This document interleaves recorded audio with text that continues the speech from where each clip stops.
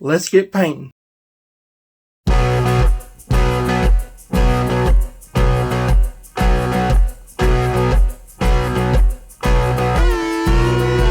Welcome back to the channel. I'm your host, Ken Johnson. So today I'm going to be doing a study piece, and so this is actually a two-part series. So I've got what are known as craft feathers, and craft feathers are just really thin, cheap feathers. They're not the best feathers in the world to use. They don't have a natural coloration. One is white, so it's actually probably been bleached to make sure there is no variation in color, and then the other one has been dyed black. And so in this two-part series, I'm going to show you how to do a technique with gesso. So you're going to learn a little bit about gesso, and if you want to see how I do gesso, see how to make it at home and do a full-length thing, let me know, and I'll put on my other channel, Ken Johnson USA, and I'll put on my main channel how to do gesso. But with this, you're going to get to see how it works with a white background and how it works with a dark background. Again, this is a two-part series, and so I hope you like it. Alright, so what I have here is a craft feather. I have some gypsum gesso. So this is just some acrylic and enamel paint mixed with gypsum. This right here is a craft feather. This is just a white feather. You can buy them in craft stores, hobby supply stores. I use them a lot for my Christmas ornaments. I've got a director's cut showing how I do some of these ornaments. If you want to see how I do that, you can watch that director's cut. But I'm going to cover this in gypsum, and the reason why I use gypsum, when you apply it in multiple layers, you can sand it, and then it'll make that feather just as smooth as paper. This is a great paint to use, especially if you're an oil painter. You paint your canvas several times, and then those oil paints will just go on butter smooth. If you're an acrylic painter, you do the same thing. You can even do it to your watercolor paper if you're a watercolor artist, and this is fantastic to use on your watercolor paper. You can just sand your paper down until it's super smooth. Use as fine a grit as you want. Most artists agree 400 is about as low as you need to go, but you could go down to 1500 if you can find the sandpaper and then it would be like painting on glass.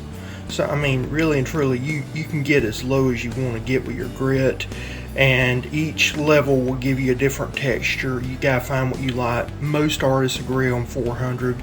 I'll probably not go down that low. I'll probably stop around 200 or whatever, but I may go a little lower or a little higher with my grit. But yeah, this is a great technique to use on a surface that's uneven, and for feather paintings it allows me to do some neat tricks. Unlike Bob Ross, you don't need a big dollop, just something about big as my thumbnail is all I need. And this is what we're going to do for our base layer. You don't want to just slather it down in thick coats, you want to do thin coats. Okay, I've been painting this. As it dries, the veins will try to contract because you can see through these veins. They're so thin. This is a really inferior feather. You want to have thick veins that can hold the paint, otherwise they'll start contracting. And these have started contracting. You see up here how they're contracting. And so what I'm doing is, as they contract, I'm filling in these voids and using it almost like spackle. And you can see maybe here. I'm trying to focus, get it where you can see some of these lines in here. Can you see that right there, that paint poking through? I'm using it like spackle and it's just poking through. So I'm going to just keep working this, and then I'm going to let it dry. I'll come back and we'll keep doing this until we get something that is sandable. Just to smooth things out, put a few drops of water on my plate. Here I'm using a paper plate. I normally use styrofoam, but I'm trying to be a little bit more environmentally friendly. Styrofoam does better, but paper plates are more economical, environmentally friendly. But what I did is I mixed what little bit was left on my brush here with that water and used it to smooth out any glops, gloops, whatever. And so now I'm going to take and let this sit and dry, and then I'm going to add another layer, and then another layer, and then another layer. So this will have, I don't know, 4 layers, 5 layers maybe of this gesso on here. Okay, so I had a jar of some peppers. These are mushroom peppers I grew in my garden, and I've got them pickled. And so I took this jar, since it's weighted, and sat it down on the stem of the feather and did a second coat here. What you can see here is you can still see that vein prominent. And so I'm going to actually modify the gesso a little bit. I want to modify gesso by adding, or I want to add some more gypsum to it. So this next layer we're going to go heavy with the gypsum. This right here is gypsum, just a powder. And so we're going to add about a teaspoon into our gesso to make it a little bit more firmer. Just use water from my brush and a plastic knife. I'm mixing this gypsum and water together. I don't know, that's about a half teaspoon of gesso compared to the paste. This has consistency of cake frosting, which is what I want. Okay, it's back under some peppers. This is another jar of peppers I have. And I didn't level it out that much, just because I'm going to keep caking on, and then I'm going to sand it one time. I don't want to actually have to do multiple sandings, although multiple sandings would be best. Alright, now I'm just painting on another layer right here. Here we go, it's painted again. This right here is a 36-piece sandpaper set from Dollar General.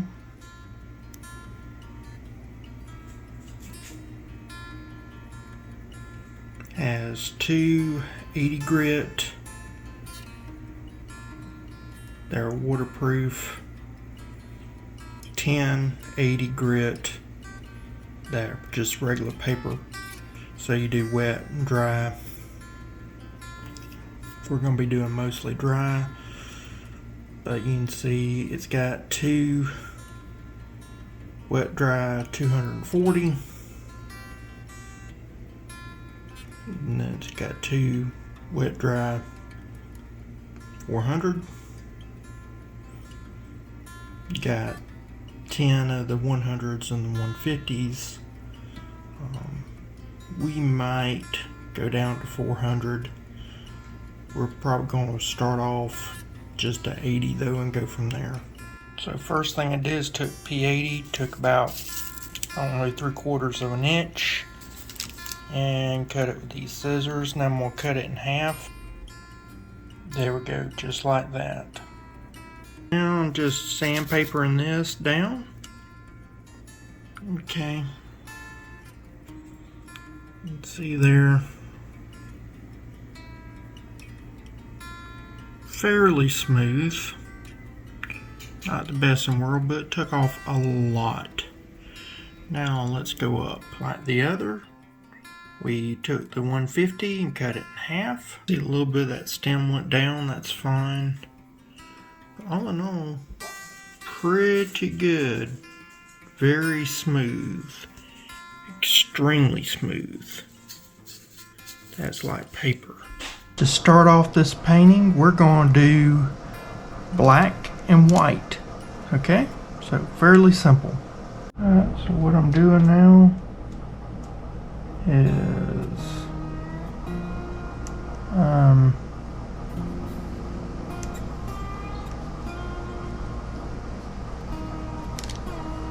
taking some very light gray and running it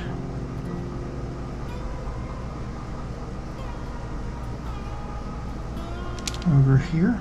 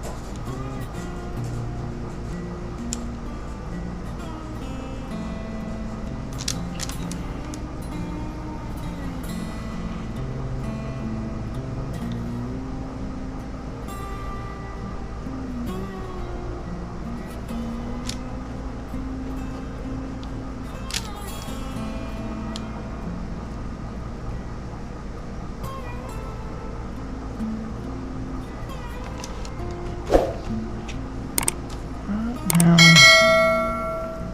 go and get this.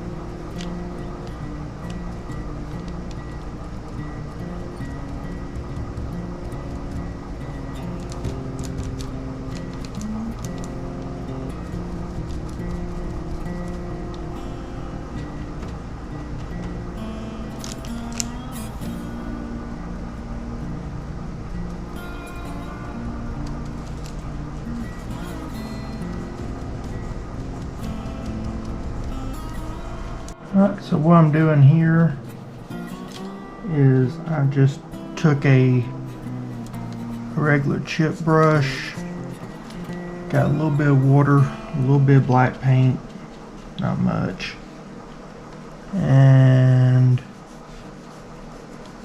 I'm doing a wash.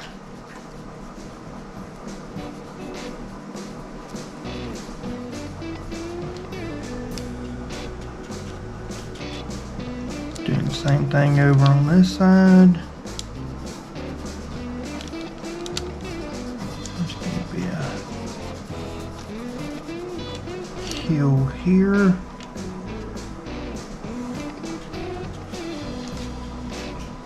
And then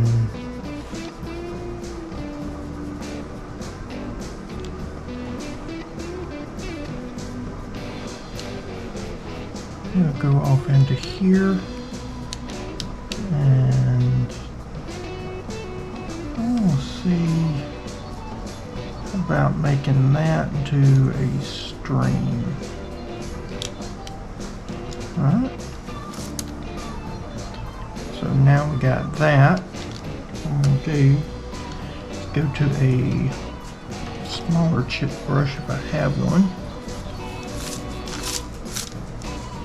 That piece just came through, so that's one of the problems we're dealing with this. It just came through. Don't worry about it. Gives it character.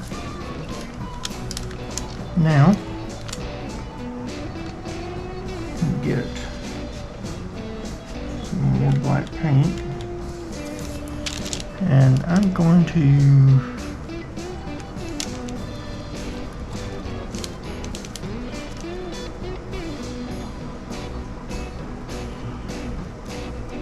just kind of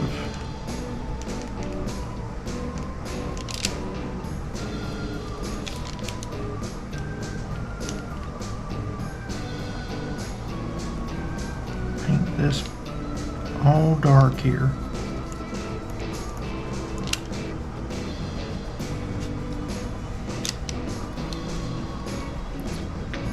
I'm going to do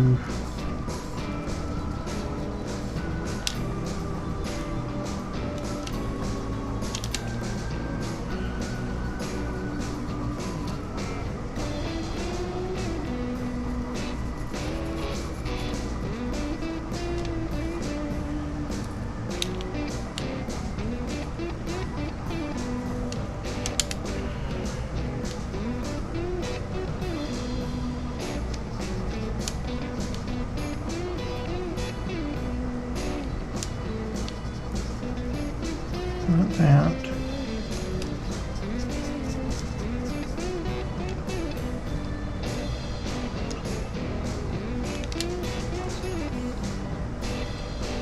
We do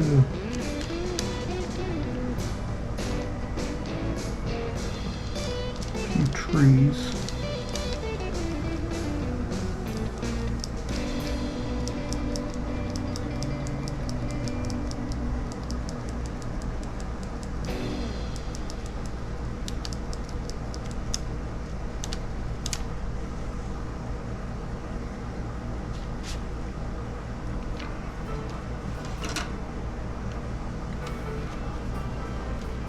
All this cleaned up in here.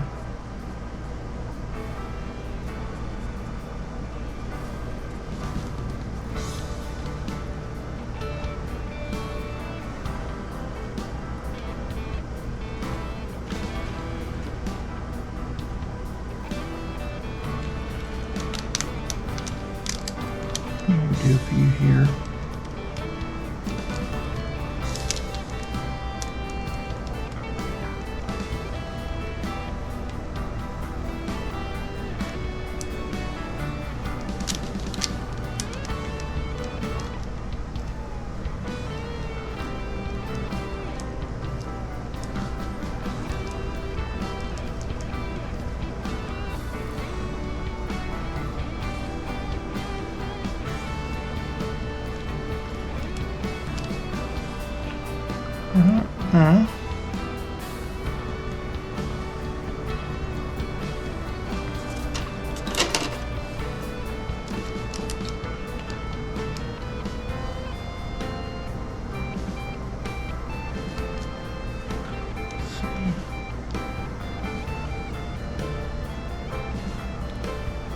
What we're going to do now,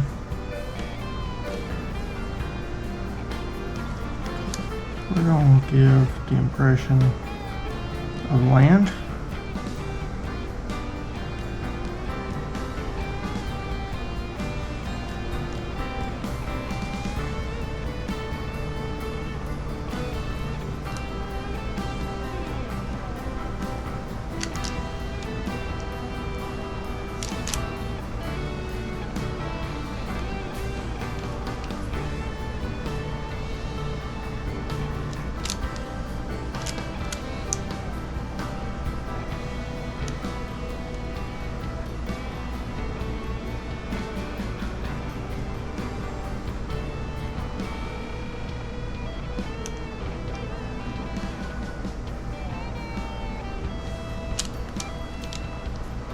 Okay, let's have a big bushy tree right over here.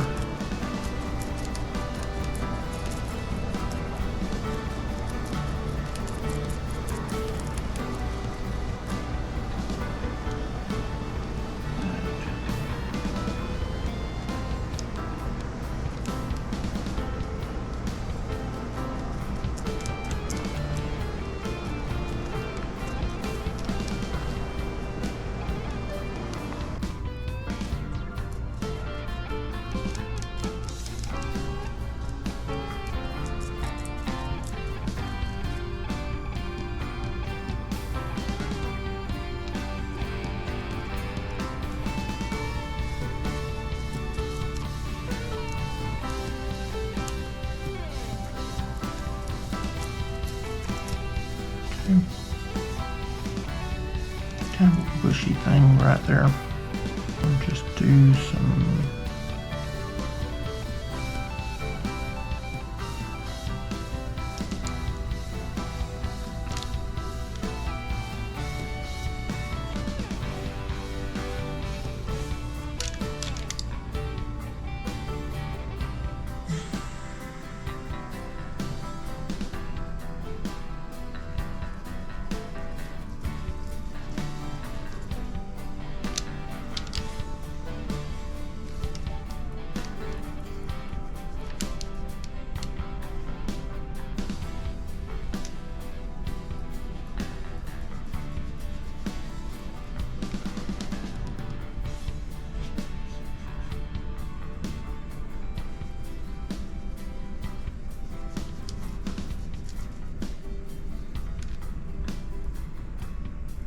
do some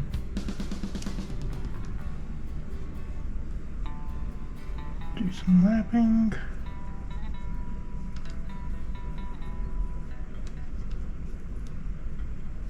Maybe have a rock right out here.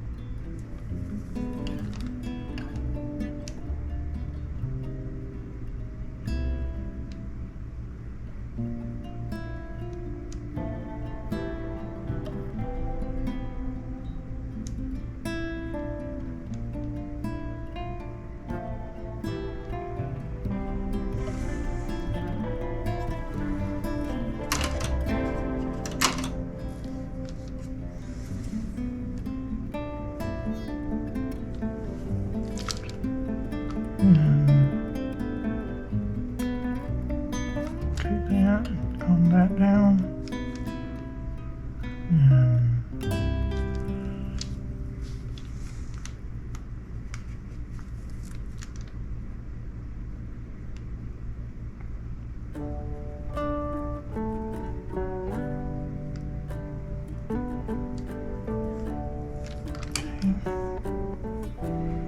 Like that.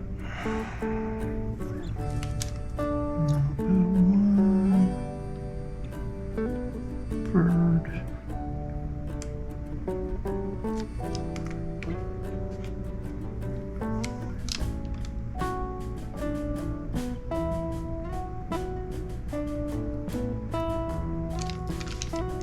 There we go. Alright, so that is a very simple thing that you can do, but I want to show the size. That's the size of it.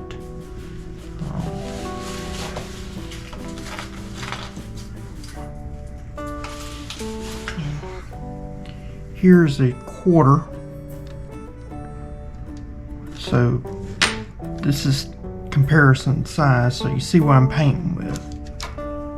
I'm just not happy with the vibrancy on this, so we're just going to yes.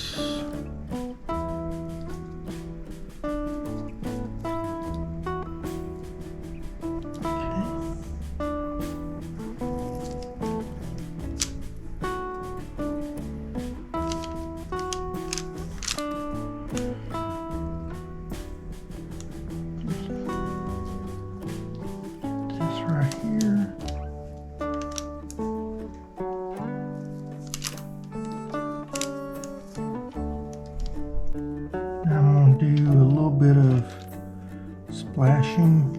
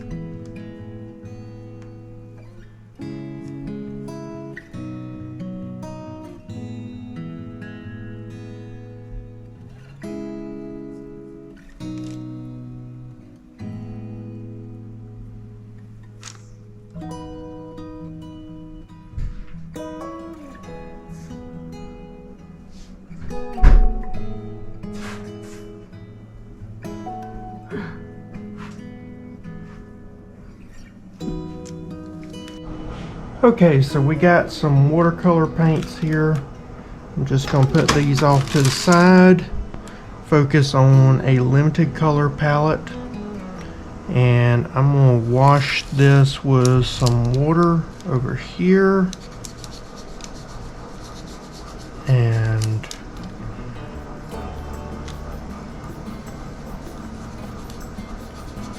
so that, we'll do the same thing over here.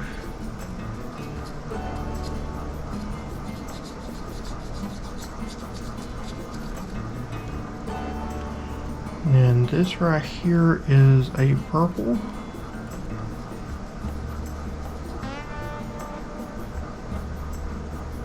So we're going to do purple here.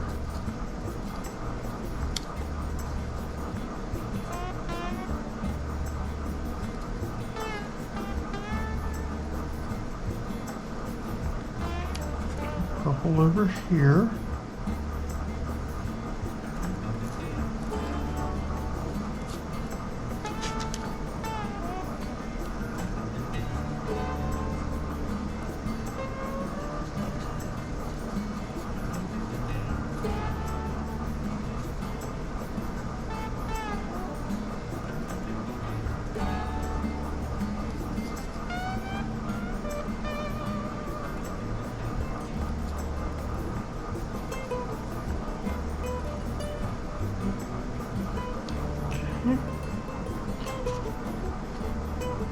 What we'll do is we'll dip our brush into some blue and go right in here.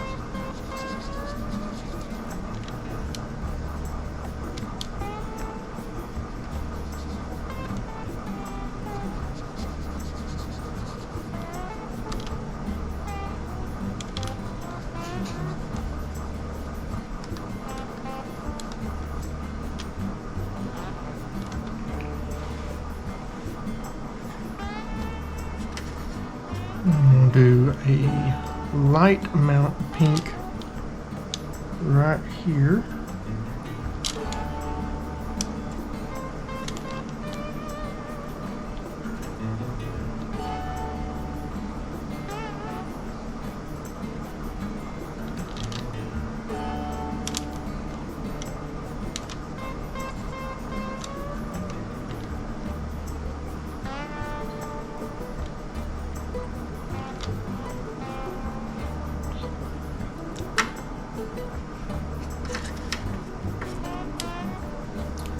Do some orange right in here.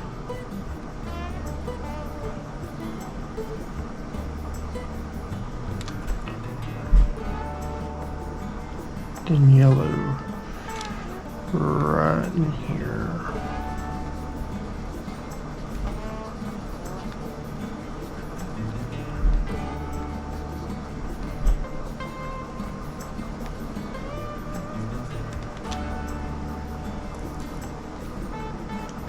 And we're going to let this dry. And go from there. May actually, tell you what, I may actually put a little bit more orange in here.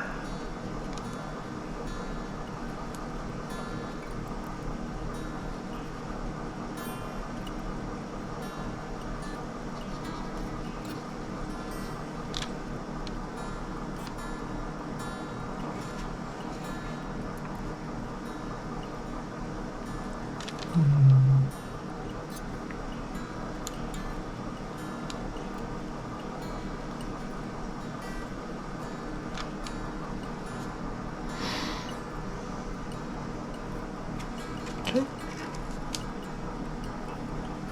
Going back over the feather with a a limited color palette. So I've got some yellow ochre. I've got some, I believe this is phthalo green, grass green, lake blue. This right here is a burnt umber, no, raw umber, and black. And I've got white here, and the reason why I got white is because, as you know, whenever you have a dark background like a feather, paints are made to have a white background, and so this will help with the vibrancy of the actual paints. So let's get started. For this one, let's go ahead and get some green going on in here. Not wanting much, not wanting to, I just want to be a suggestion green. Always like that suggestion. We're not really getting into the, just a little bit of green here, not much. All right. Now we're going to go straight into some blue with a little bit of white. And I'm just doing a light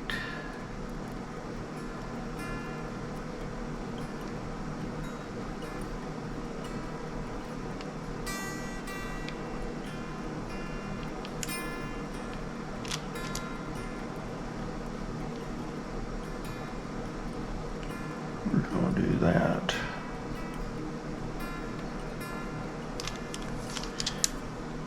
Then we'll take that same blue and that brown and mix it together with a little bit of white. I want to make those stones seem a little bit more pronounced than what they are. So I'm going to put, just darken them up a little bit. That's all I'm doing, is darkening up these stones.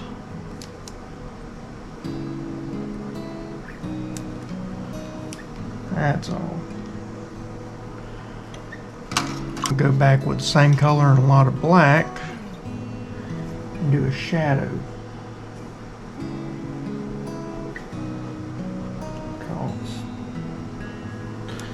There needs to be a shadow to these.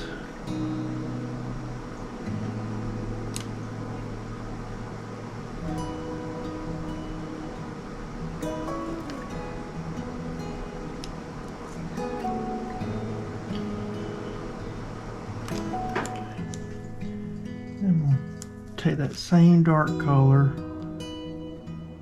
and I'm going to firm up this right here, this shoreline.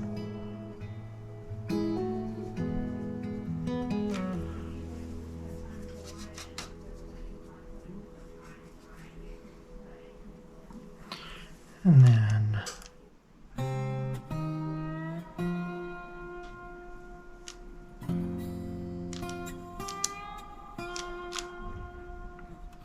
and same thing over here. Now, take a little bit of water.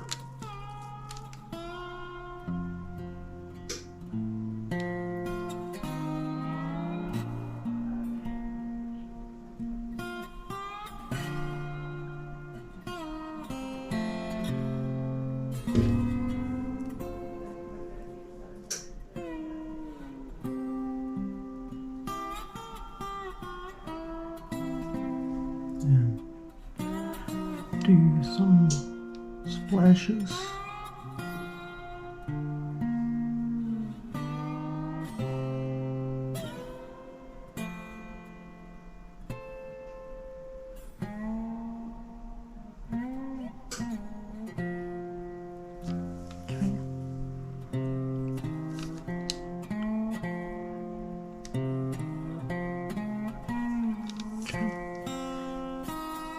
It's just going to strengthen that water.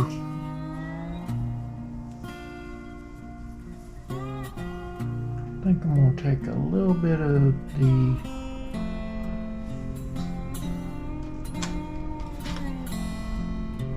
yellow ochre, a little bit of the grass green,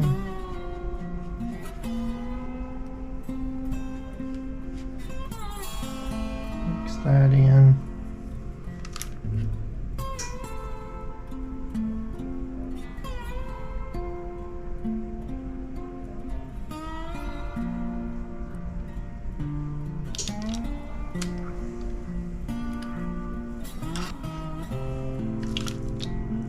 Do some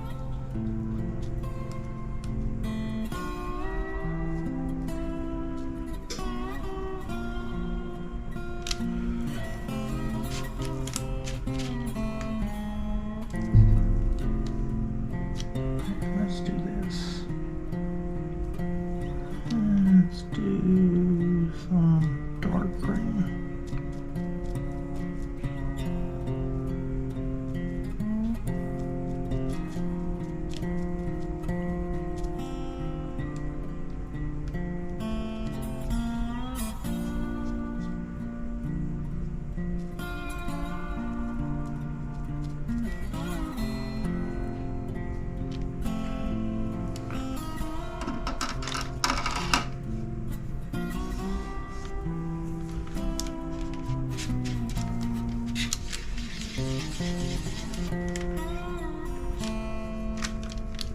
Now we can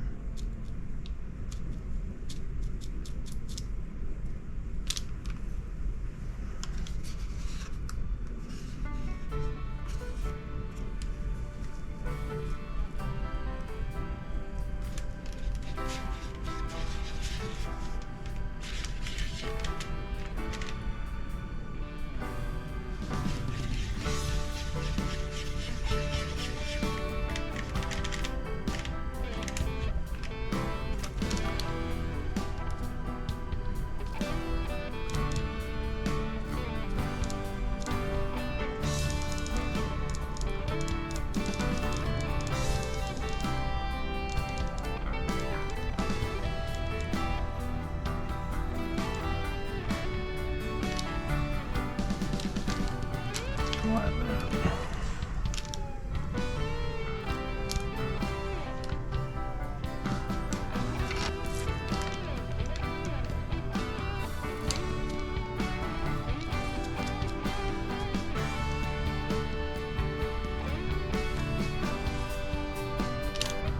I'm gonna let the light hit here a little harder.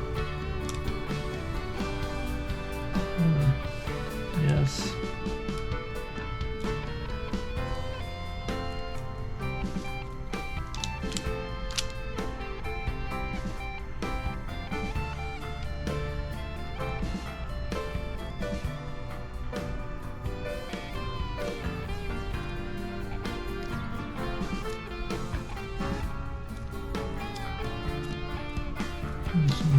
It's a little too bright. A little bit bright, but it's still way too bright.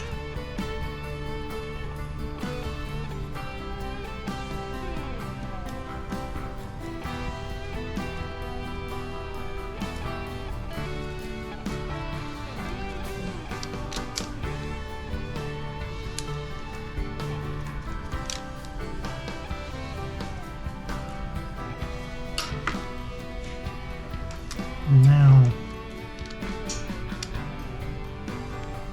can just kind of do light.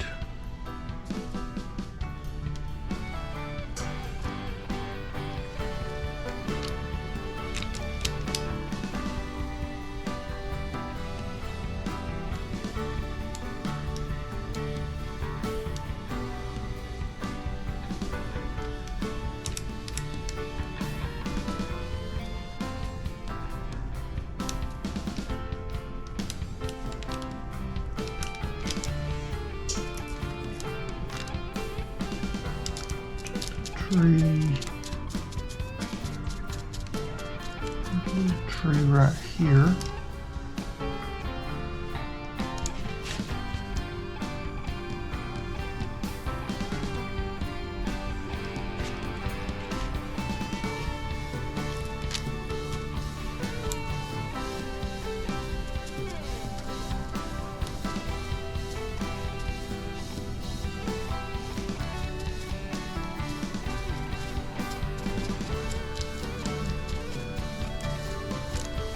It may be a series of trees, I don't know.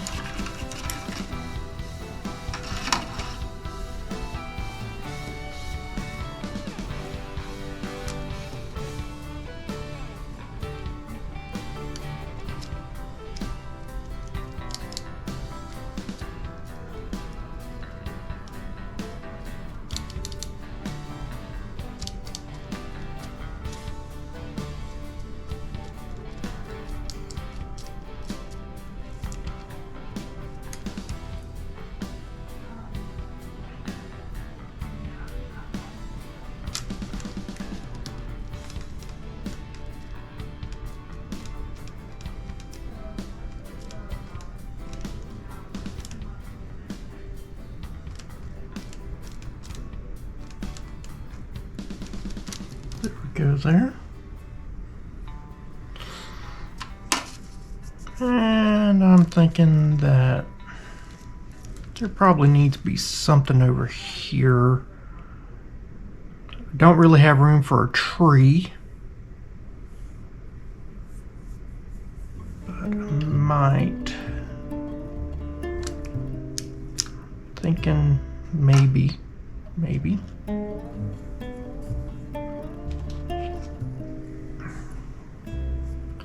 I'm gonna get this right here.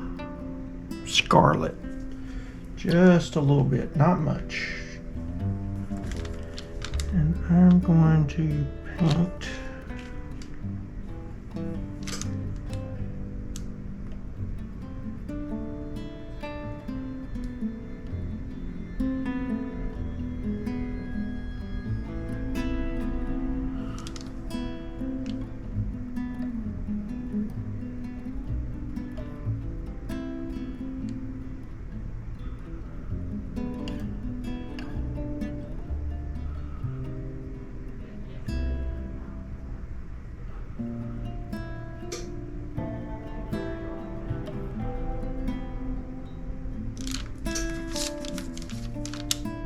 I'm thinking.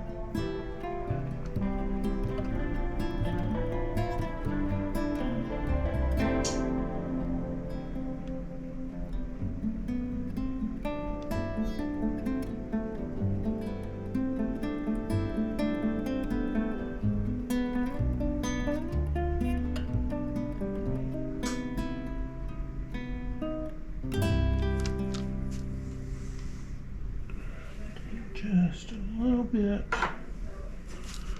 of that red.